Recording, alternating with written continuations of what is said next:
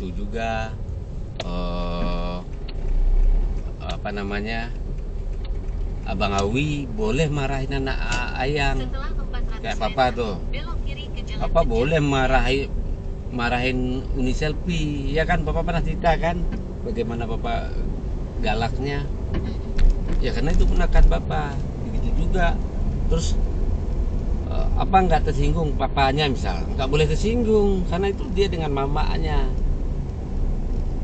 Jadi dalam cara Minang itu begitu. Cara Minang itu anak kayak Ayang kan anak papa tuh, gitu. Terus dinasihatin sama Om Peri, dimarahin sama Om Peri, papa nggak boleh ini, nggak boleh tersinggung. Kan pasti kalau Om itu mama itu kan, Om tuh mama bahasa Minang ya kan.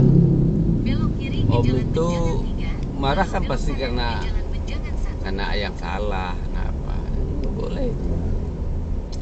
Jadi kalau Ayang pun misal anak Ayang bandel kan, cara nakutin juga bilang, nanti dibilangin ke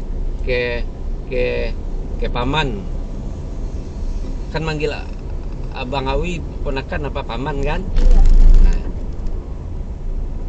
itu kayak si Kembar kan, kalau dia nangis apa-apa, dia nakal waktu kecil kan dibilangin kan, tadi bilang Mak Ben, nah gitu.